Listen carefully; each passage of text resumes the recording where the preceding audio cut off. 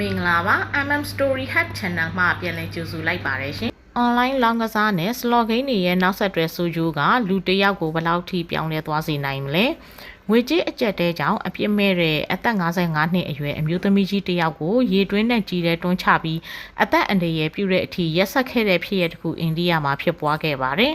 ။ဒါပေမဲ့အဲ့ဒီရေတွင်းထဲမှာ22နာရီကြာအောင်အံ့အားသင့်ဖွယ်အသက်ရှင်လွတ်မြောက်လာခဲ့တဲ့ဖြစ်ရပ်ဆန်တစ်ခုအကြောင်းပြောပြပေးသွားမှာပါ။ဒီဖြစ်ရပ်ကအိန္ဒိယနိုင်ငံတယ်လင်ကာနာပြည်နယ်ကရင်နီကမြို့မှာဖြစ်ပွားခဲ့တာပါပြစ်မှုကျူးလွန်သူကတော့အသက်22နှစ်အရွယ်ဒုတိယနှစ်တက္ကသိုလ်ကျောင်းသား Dinex Reddy ဆိုသူဖြစ်ပါတယ်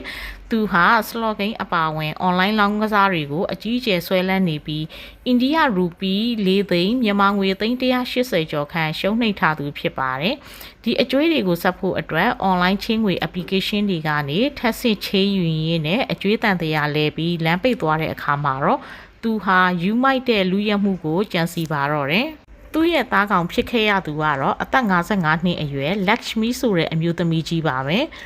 လွန်ခဲ့တဲ့ဇူလိုင်လ1ရက်နေ့မှာ Lakshmi ကနေစားအလုပ်ရှာဖို့အလုပ်သမားတွေကိုစုဝေးရာနေရာကိုရောက်ရှိနေချိန်မှာ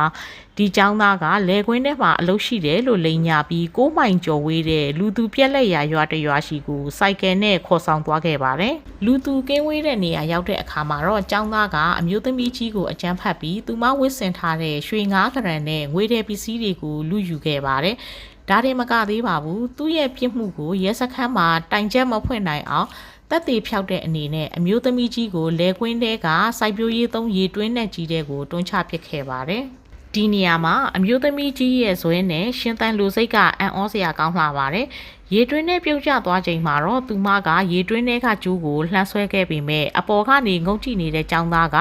အဲ့ဒီကျိုးကိုဓာတ်နဲ့ဖျက်ပစ်ခဲ့ပါတယ်။ဒါပေမဲ့ကံကောင်းထောက်မစွာနဲ့အမျိုးသမီးကြီးကရေကူးတတ်တာကြောင့်ရေထဲပြန်ကျသွားတဲ့အချိန်မှာ